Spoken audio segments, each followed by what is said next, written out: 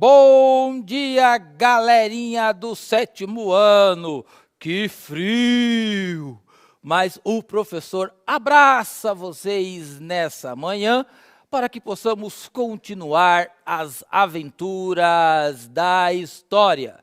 E também nós já desejamos um bom dia para os professores guerreiros e parceiros que desde cedo estão no chatinho e agora comigo, estimulando essa garotada a continuar estudando.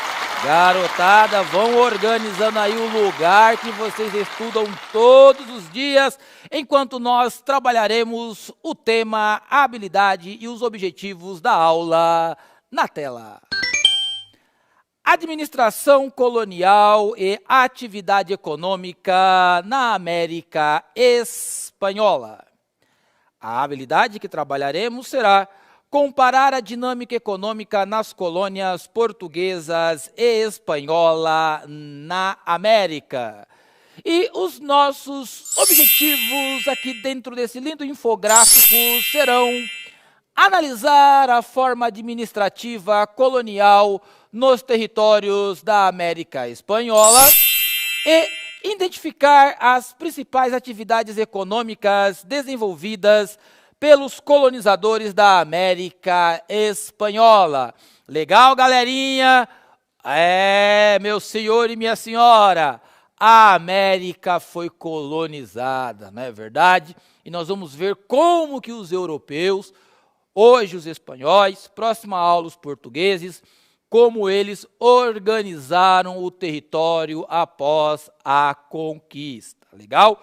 Vamos então para a lousa provocar essa garotada com a questão problema. Como você define a palavra administração? Dedinho no teclado, 2 minutos. Ó, já voltamos. Participe!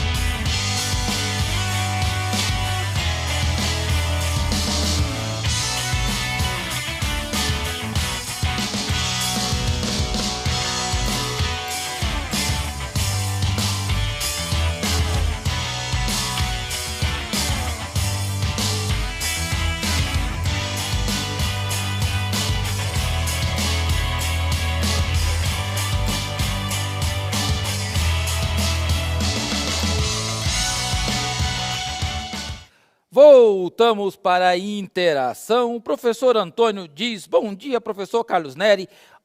Nós aqui de novo, da Escola Dona Cota em Tarumã e Leia Rosa em Assis. Olha aí, um abraço aí aos professores e alunos de Tarumã e Assis. Vamos um pouquinho longe daqui, né? Palmas para essa galera que está todos os dias ligadas nas aulas do Centro de Mídias. E o professor Antônio vai dizer que a administração são formas de organização de uma sociedade e de suas instituições. A professora Ana Maria traz as respostas dos seus garotos e garotas, dizendo que é uma forma de organização. A Professora Adriana também traz aqui as respostas dos seus aluninhos, dizendo que a administração é uma forma de organização. E aí também o professor Eduardo, trazendo a resposta da Rafaela, e vai dizer que é comandar um lugar, aí aparece liderar e outras respostas muito interessantes dessa galera, tudo em torno aí da liderança, da organização, do gerenciamento. Isso mesmo, hein, garotada? E quando nós falamos em administração, embora vocês sejam bem novos, vocês já podem ir pensando aí no seu projeto de vida, ok? Vamos lá então continuar a aula e vamos ver como que os europeus organizaram os seus territórios na América. Mas antes vamos fazer aqui uma retrospectiva de como ocorreu as conquistas. O cerco de Tenochtitlan foi uma grande batalha travada na capital do Império Azteca, que aconteceu em 1521. Entre as forças do conquistador espanhol Hernán Cortés, apoiados por combatentes da tribo local de Tlaxcala e as tropas de guerreiros astecas. Depois de incontáveis confrontos de pequena e larga escala entre os exércitos inimigos, a luta por Tenochtitlan foi a batalha final e a que acabou decidindo o resultado de toda a guerra, culminando na queda da civilização azteca e no início da colonização espanhola do México e depois da América Latina. E aí, galerinha, nós temos aí uma arte que representa o cerco à capital azteca Tenochtitlan. Legal? E aí, galerinha, tem algo muito interessante. As tribos, muitas tribos, elas também tinham ali os seus conflitos entre si. Então, os astecas, né, assim como os incas, eles possuíam os seus exércitos, os jovens que iam compor aí a defesa do império, até mesmo porque o seu rei era considerado um deus. Mas, claro, eles tinham os seus inimigos. E o Hernán Cortés, assim como o Francisco Pizarro, entenderam que tanto os incas como os astecas possuíam inimigos e eles conseguiram trazer aí um grupo de inimigos desses povos para juntar força ao seu exército. Lembrando que muitas foram as navegações de aventureiros para a América e alguns que o navio encalhou ou afundou, que não puderam voltar à Europa, alguns foram mortos, né, por essas tribos, mas outros foram acolhidos, aprenderam o idioma e até alguns se tornaram sacerdotes. Então, havia também aqueles que estavam nas tribos originais da terra, havia aqueles que dominavam o espanhol. Alguns ficaram do lado dos espanhóis, outros ficaram do lado das tribos nativas. Então, houve aí, vamos dizer assim, os meandros dessa história. Houve uma facilitação para a conquista dessas terras a partir do momento que os inimigos dos astecas e dos incas se unem aos espanhóis e aqueles que naufragaram e estavam vivos entre esses povos também que deram apoio para os conquistadores, ok? Então, houve batalha, houve guerra para haver conquista. Legal? Galerinha, vamos trocar aqui. Conquista do Peru. A Batalha de Cajamarca fez parte do processo de colonização da América. Essa batalha foi um ataque ao imperador Inca pelas tropas de Francisco Pizarro. O imperador Inca Atahualpa foi atraído para uma emboscada e surpreendido pelas armas de fogo dos europeus. Atahualpa foi preso e executado. A derrubada do Império Inca marcou a conquista do Peru pelos espanhóis. E aqui, galerinha, olha só, presta atenção aqui no prof. Eu estou lembrando aqui das aulas sobre a cultura dos povos maias, astecas e incas, da nossa tão elevada aula com a professora Lívia Helena, que ela pontuou toda a construção espiritual, cósmica desses povos. A partir dessas batalhas e da derrota desses povos, essa sabedoria também, ela começa aos poucos a deixar de existir. É claro que muitos habitantes dessas terras hoje, algumas tribos, aquelas que permanecem no seu espaço mental de tradição, trazem alguns fragmentos dessa riquíssima cultura que sobreviveu ao tempo. Mas toda aquela conjuntura mental dos incas, astecas e maias, aquela relação com o tempo, com a agricultura, com a natureza, tudo aquilo, aos poucos, vai sendo substituído pela mentalidade exploratória dos europeus. Legal, galera? É necessário pontuar isso, porque numa conquista sempre há a questão da aculturação e também ali a derrocada daquela cultura que permanecia e formava a identidade cultural daqueles povos. Legal, galera? Então, essa é uma questão muito delicada, até mesmo porque logo mais nós estaremos trabalhando a escravidão no Brasil e aí todos nós, claro, nos emocionamos, temos aquele sentimento de fúria, de ira, quando trabalhamos a questão da escravidão no Brasil.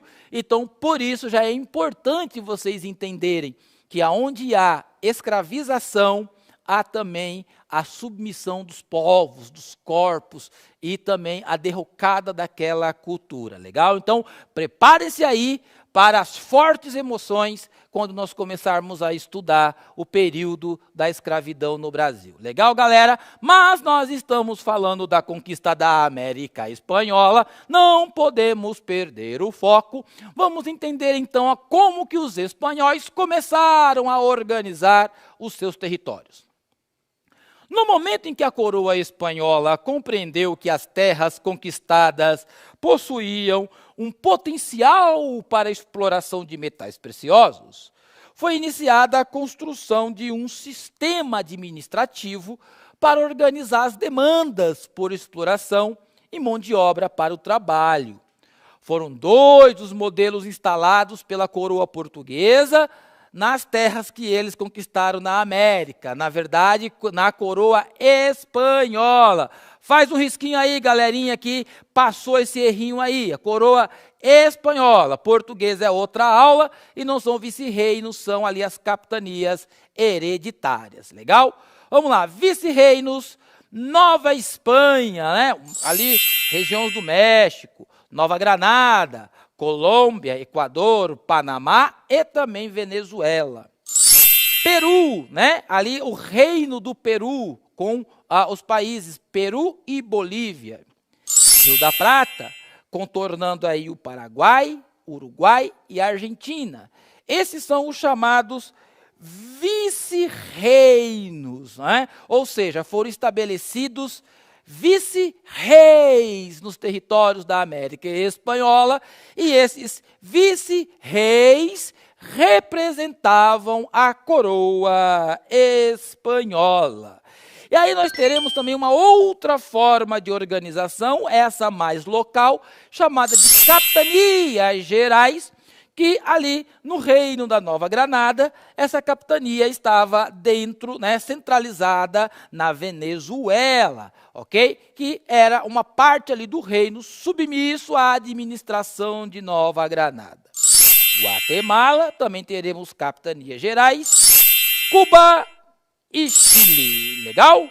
Então, vamos lá, galerinha, olha só como eles organizaram toda essa estrutura, ok? Vice-reinos e capitanias ali gerais, ok? Vamos então representar aqui como foi essa organização administrativa pelo mapa, ok? Olha só, galerinha, prestando bem atenção. Essa parte aí da América Central, um pedaço ali da América do Norte, e toda ali uma parte, né, da América do Sul, ali o lado oeste, né, da América do Sul, nós vamos ter o governo dos vice-reinos que estão associados ao reino da Espanha. Por isso que esses pueblos hablam espanhol. Por isso que esses povos falam o espanhol. Né? Quando você sai do Brasil, vai no Paraguai, no Uruguai, na Argentina, esses povos falam o espanhol, cada um com o seu sotaque, ok? Mas eles falam o espanhol. Se você for visitar as tribos, né, as tribos tradicionais, muitas delas irão trazer ainda o idioma lá dos maias, astecas e incas, como uma língua bem local mesmo desses povos, quase que familiar, particular desses povos, ok? Mas na comunidade em geral, na língua do comércio, da economia, da comunicação, dos relacionamentos sociais, eles vão trabalhar o espanhol, porque, claro, foram colonizados pela Espanha, ok? Diferente do Brasil. Leia o texto. Os vice-reinos e as capitanias gerais foram criados para auxiliarem a administração do rei da Espanha na América. O vice-rei administrava as colônias em nome do reino da Espanha. Cuidava das demandas administrativas, religiosas e militares, além de presidir as audiências nas quais exercia o poder judiciário, ou seja, o vice-reino é um poder maior. O vice-reino é um poder praticamente regionalizado, mas com uma amplitude de território muito maior. Ele não é plenamente localizado. E as atividades, as demandas sociais e administrativas que os vice-reinos estavam competentes para poder administrarem, era a questão religiosa, militar, as audiências e também o poder judiciário. Já o poder mais regionalizado, mais centralizado, estava nas mãos dos cabildos, né? Ali as câmaras municipais, né? Onde funcionavam ali as capitanias gerais, havia as câmaras municipais, que serviam como conselho regional e se responsabilizavam pelo abastecimento, pela segurança local e pela organização dos espaços públicos. Então, eram os cabildos que realizavam essa administração municipal, organizando o território. Hoje, nós sabemos que o município é administrado pela prefeitura, que é o poder executivo ali no município. Legal, galerinha? Vamos então para a próxima tela. Vamos montar uma pirâmide. Vamos lá, galerinha. Como que era organizada ali as classes sociais? As classes sociais que começaram a surgir no momento em que o território começou a ser organizado. Então, nós teremos lá na ponta da pirâmide, né, aqueles que vão fazer parte dos vice-reinos, né, os representantes do rei da Espanha, né, a elite da elite, né, da colonização na América. Esses serão, todo mundo na lousa, os chapetones. Eles são espanhóis, legal? Que estão administrando aqui na América. Depois nós teremos os criollos. Quem eram os criollos? Eram filhos de espanhóis, nascidos no território local, ali na América, e que possuíam certos direitos que as outras classes sociais não possuíam. Inclusive, estudavam na Europa. Legal?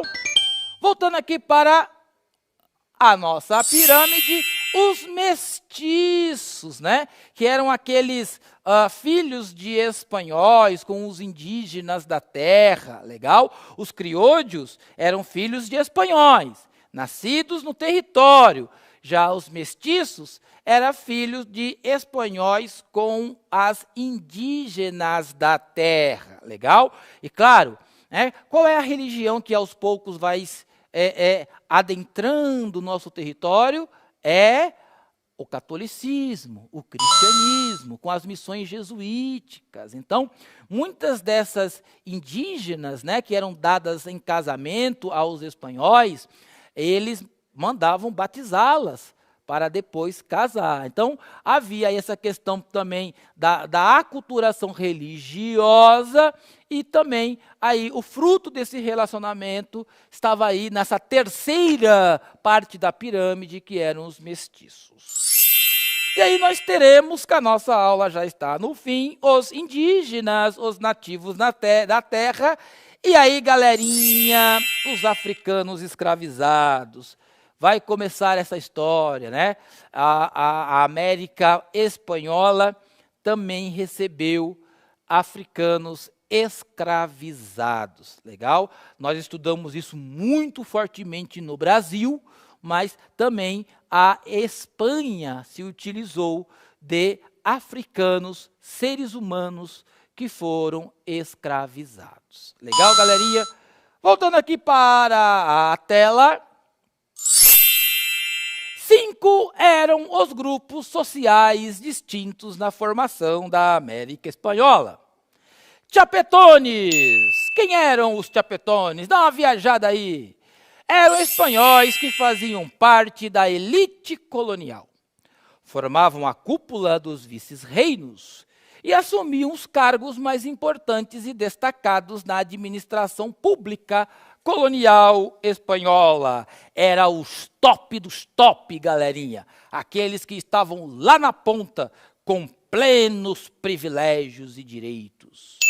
Os criollos, descendentes de espanhóis nascidos na América, eram grandes comerciantes e proprietários. Alguns faziam parte do cabildo, né? Eram vereadores, né? Vamos dizer assim, na linguagem atual. Muitos filhos de criollos iam estudar na Espanha. E aí, galerinha, vocês vão aprender algo lá, o ano que vem, no 8º ano, que é a questão da independência da América. Quem que vai fazer a independência dessas classes sociais? Os criollos, porque eles iam para a Europa, estudavam ideias progressistas e iluministas e voltavam com essas ideias para o seu território a fim de fazer a independência. Mas isso é lá no 8º ano. A aula está no fim. Vamos lá, mestiços, filhos de espanhóis com nativas. Exerciam as funções domésticas e o trabalho no campo como vaqueiros. Entre eles havia pequenos comerciantes e administradores. Indígenas trabalhavam na agricultura e nas minas. Não tinham propriedades e não eram alfabetizados. Africanos escravizados.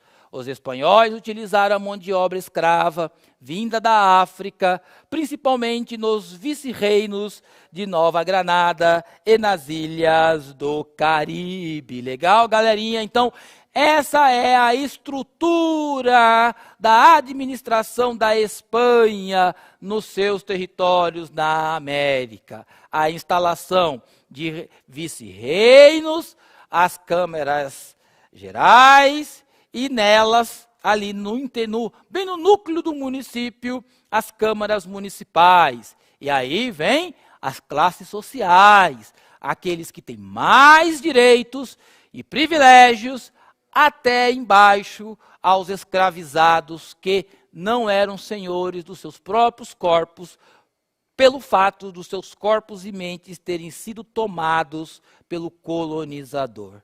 Legal? Triste essa história, mas é verdade. Teremos então as atividades econômicas, não vai dar tempo porque a aula está acabando, está bem no fim. Essas são as atividades econômicas que foram desenvolvidas pelos espanhóis. Tire um print da tela, reveja a aula novamente, para que você possa desenvolver com mais qualidade as habilidades da aula de hoje. Essa pergunta fica para uma atividade de casa, identificar as alterações que os espanhóis realizaram nos territórios conquistados, através da administração colonial. Vocês vão descrever como que foi a organização colonial dos espanhóis nos territórios. Galerinha, a aula está no fim, mas continue estudando durante o dia, reveja a aula e faça as atividades que os seus professores estão ali oferecendo a vocês. A aula está no fim, não deixe de avaliar a aula no final. Até a próxima aula. Tchau!